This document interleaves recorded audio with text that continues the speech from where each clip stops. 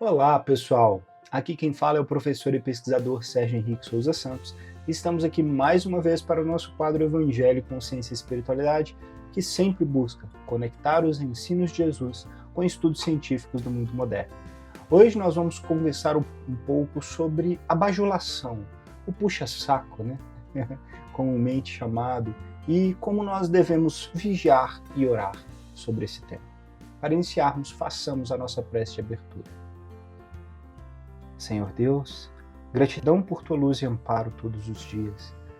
Que possamos, Senhor, com os ensinamentos de Jesus, nos melhorar e amparar aqueles que nos rodeiam. Nos permita e nos inspire para o crescimento e elevação. Que assim seja. Muito bem, para a primeira reflexão do dia de hoje, vamos ler o Evangelho de Jesus, segundo Mateus, comentado por Emmanuel e psicografado por Chico Xavier. E o tópico de hoje é Mateus capítulo 26, versículo 41. Vigiai e orai, para que não entreis em tentação. Vigiemos e oremos. As mais terríveis tentações decorrem do fundo sombrio de nossa individualidade, assim como o lodo mais intenso capaz de cisnar o lago procede do seu próprio seio. Renascemos na Terra com as forças desequilibradas do nosso pretérito para as tarefas do reajuste. Nas raízes de nossas tendências encontramos as mais vivas sugestões de inferioridade. Nas íntimas relações com os nossos parentes somos surpreendidos pelos mais fortes motivos de discórdia e de luta. Em nós mesmos podemos exercitar o bom ânimo e a paciência, a fé e a humildade. Em contato com os afetos mais próximos, temos copioso material de aprendizado para fixar em nossa vida os valores de boa vontade, do perdão, da fraternidade pura e do bem incessante. Não te proponhas, deste modo, a atravessar o mundo sem tentações. Elas nascem contigo, assomam de ti mesmo e alimentam-se de ti, quando não as combates dedicadamente, qual um lavrador sempre disposto a cooperar com a terra, da qual precisa extrair as boas sementes. Caminhar do berço ao túmulo sobre as marteladas da tentação é natural.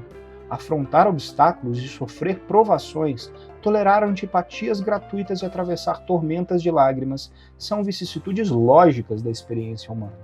Entretanto, lembremo-nos do ensinamento do Mestre, vigiando e orando, para não sucumbirmos às tentações, uma vez que mais vale chorar sob os aguilhões da resistência que sorrir sobre os narcóticos da queda. Que assim seja.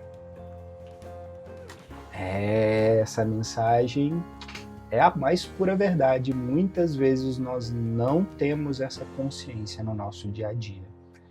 Todos nós, né? O que esse texto vem nos mostrar?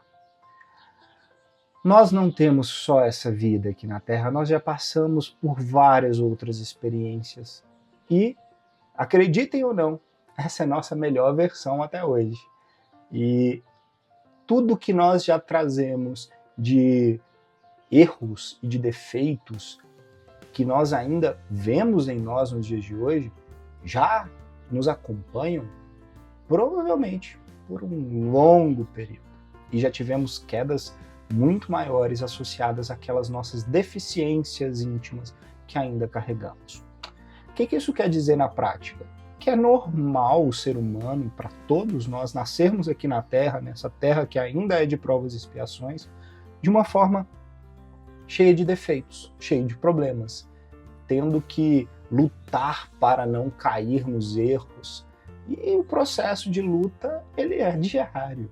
Então, como disse Emmanuel, é normal, do berço ao túmulo, a vida inteira, a gente ter que batalhar contra os nossos desejos, vicissitudes e erros. Mas aí é que está o detalhe.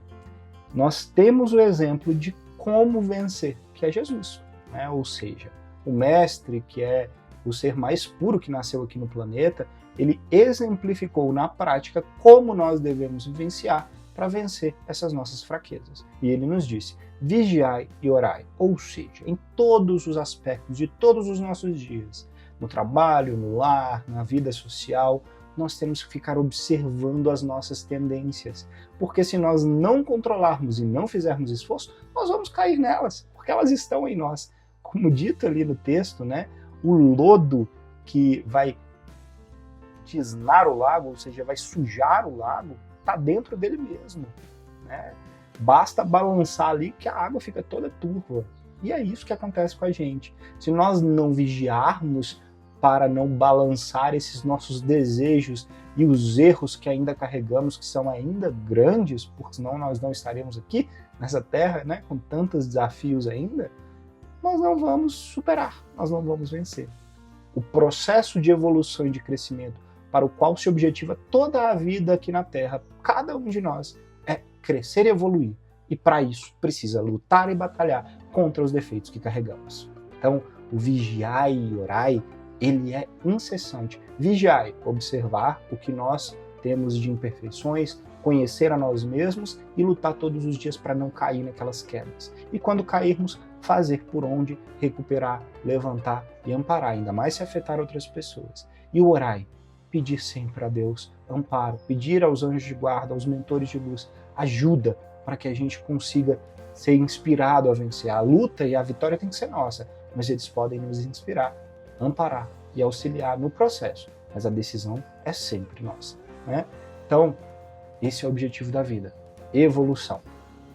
Dentro desse processo de evolução, nós podemos cair muitas vezes dentro de um dos erros que é o mais comum de se ter, que é a nossa vaidade, dentro do nosso orgulho que ainda carregamos.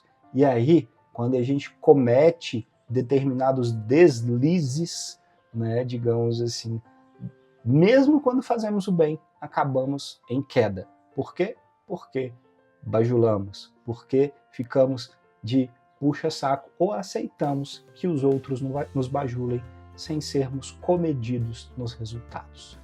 Bem, essa reflexão ela vem nos chamar a atenção, que é um processo natural, aceitarmos os defeitos em nós e nos outros, mas é indispensável a luta diária para sermos melhores e vencermos essas fraquezas que carregamos. E dentro desse contexto, nós temos o nosso lindo livro, Roteiro de Luz, ditado por espíritos diversos e psicografado por Júlio Carvalho. E o tópico de hoje é bajulações.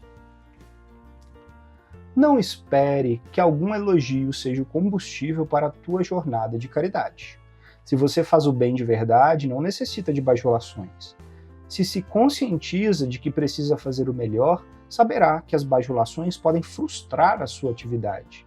Tenha em si que a atitude que busca desempenhar na área do bem faz a você mais bem ainda que para as criaturas que o recebem. O trabalhador mais seguro é aquele que serve sem esperar nenhum tipo de recompensa, pois sabe que ao invés de esperar gratidão e elogio, ele próprio precisa agradecer, pois a atitude de poder se reformar intimamente através do esforço no bem é a melhor coisa que podemos ter. Eramas Leondinho. Que assim seja. Bem, olha como completa a nossa reflexão de hoje. As bajulações, a gente esperar um retorno, uma recompensa de alguma coisa boa que nós fazemos, é entregarmos às vaidades e fraquezas que ainda carregamos. E olha que eu estou falando que é fácil não, tá? Eu estou falando que todos nós ainda caímos, mas como o Evangelho nos disse, só podemos vencer esforçando e orando e observando para todo dia sermos um pouquinho melhor, para que assim consigamos não cair e aos pouquinhos a gente vai vencendo, né? Bem, como dito aqui no texto, toda vez que nós esperamos algum retorno do outro, a gente já está entregando a nossa alegria e felicidade nas mãos de outra pessoa, o que não faz sentido algum. O estoicismo já nos ensinava que nós só temos como controlar o que parte de nós mesmos. Tudo que está na mão dos outros, que está fora do nosso controle, nós não devemos aguardar e esperar. E é claro, nós sabemos que o mundo, o universo, retribui tudo que a gente emite. Então, se a gente faz o bem, invariavelmente esse bem vai retornar para a gente. Mas a gente ficar contando e querendo direcionar, tem que ser agora, tem que ser nessa situação, eu quero o retorno desse jeito, eu quero um agradecimento, eu quero uma recompensa assim ou assado, porque eu fiz isso ou aquilo de bom, isso é vaidade e orgulho puro, né? Ou seja, nós não estamos fazendo bem, nós estamos servindo ao nosso egoísmo. E é isso que esse texto vem nos dizer, que esperar recompensas, bajulações e agradecimentos é reforçar a nossa vaidade, o nosso orgulho, que nós sabemos faz parte, mas precisamos lutar diariamente para vencer. E dentro desse contexto, nós temos um artigo científico muito interessante, cujo título é o seguinte: Bajulação não é recompensa. Ingênuo demais para liderar quando líderes caem na bajulação. Esse artigo foi publicado no journal ou na revista que tem como título Journal of Personality and Social Psychology, pelo que quer dizer, em português, Jornal da Personalidade e da Psicologia Social, pelo primeiro autor Benjamin Rogers, segundo Orville Caesar e o último autor Nadav Klein.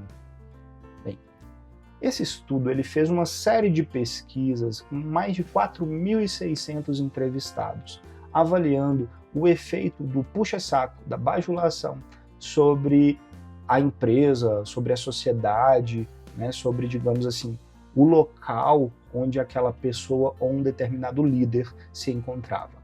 Então eles avaliaram que efeito essa bajulação pode ter sobre a empresa e sobre o líder.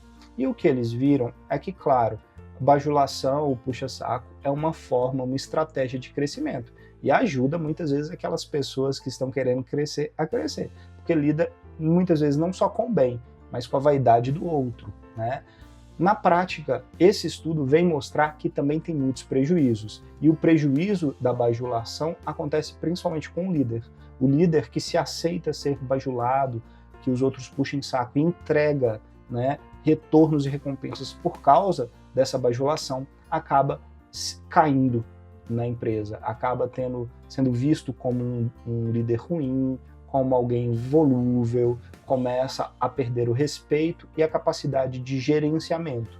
Então, isso pode prejudicar a empresa, inclusive.